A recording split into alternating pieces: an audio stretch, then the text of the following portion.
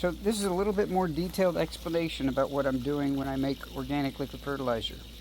I like alfalfa pellets. I would encourage you to use a glyphosate-free, a GMO-free glyphosate, so that you can be sure that they haven't sprayed the glyphosates on your biomass.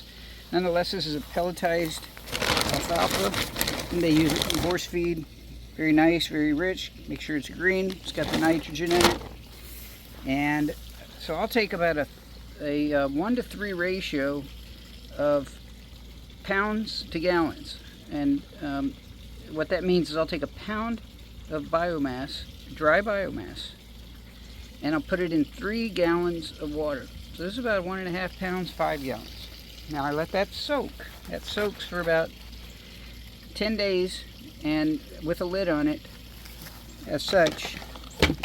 And that creates an anaerobic environment, and that's ideal for extracting nutrients out of the biomass. It'll completely decompose. The solution will go acidic. You get about a 4.5 pH, and you create an anaerobic leachate. It's odorous. You know you got something there if it's got a lot of odor.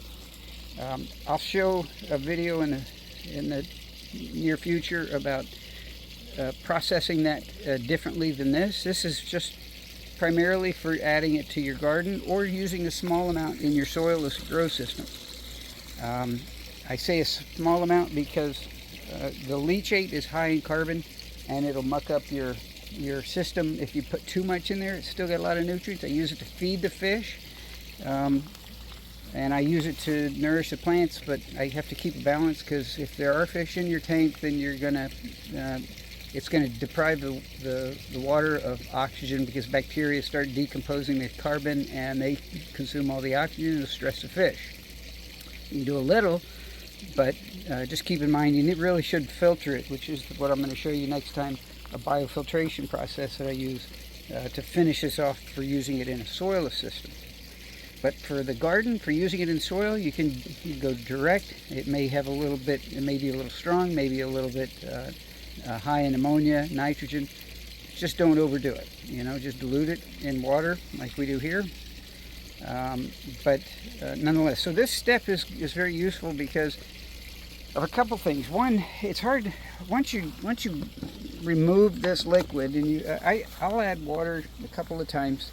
I'll add biomass a couple of times, and before I'm done with it, before I feel like it's spent.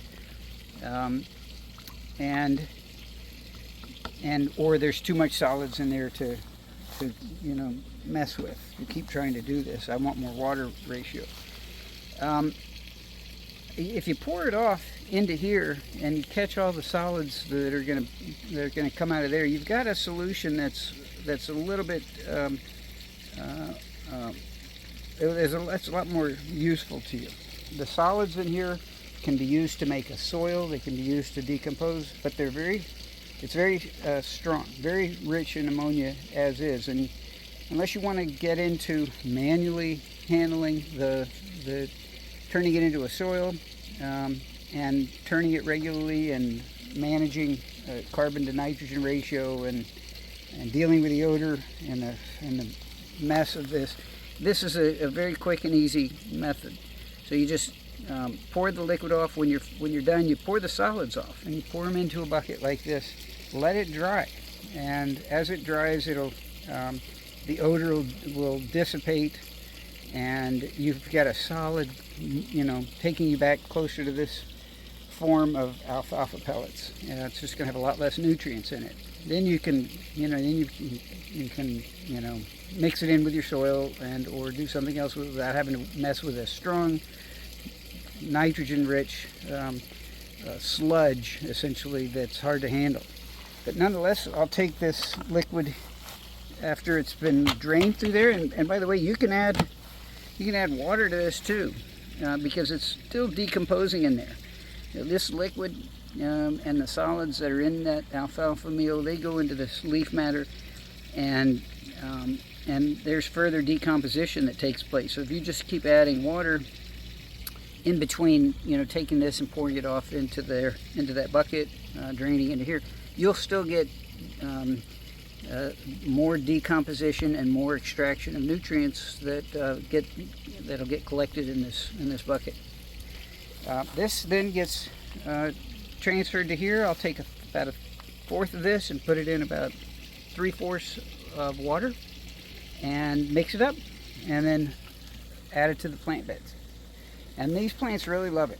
You'll see, you can watch your plants grow very quickly with an organic liquid fertilizer, because it doesn't take so long to decompose as do your solid fertilizers that you end up tilling into the soil.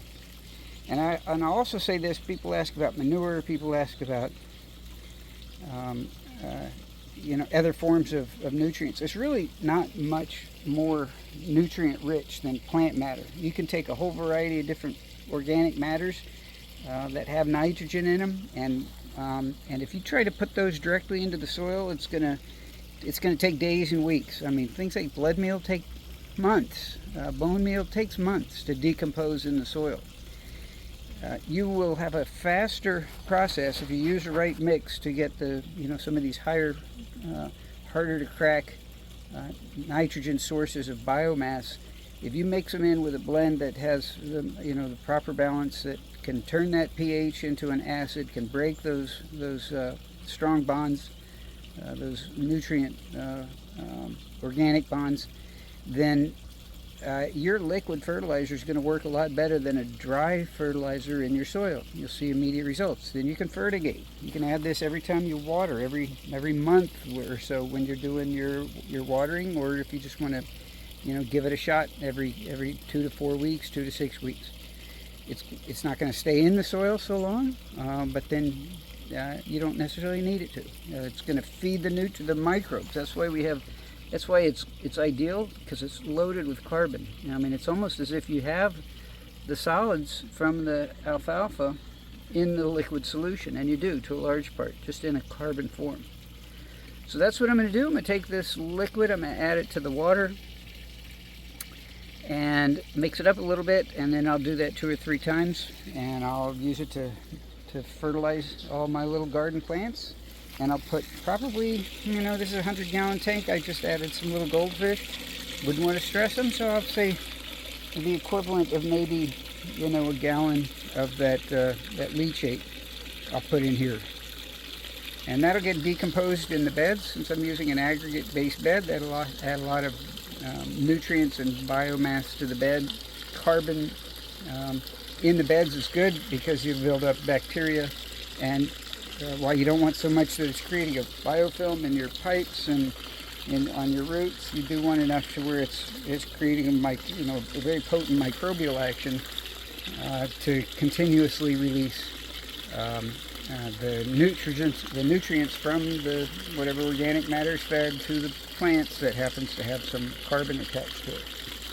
And so there we have it. This is a really nice system, and happy to share it with you. And next time we do this, we're gonna show you a nice little filtration system with a little vortex and a biofilter, all with buckets.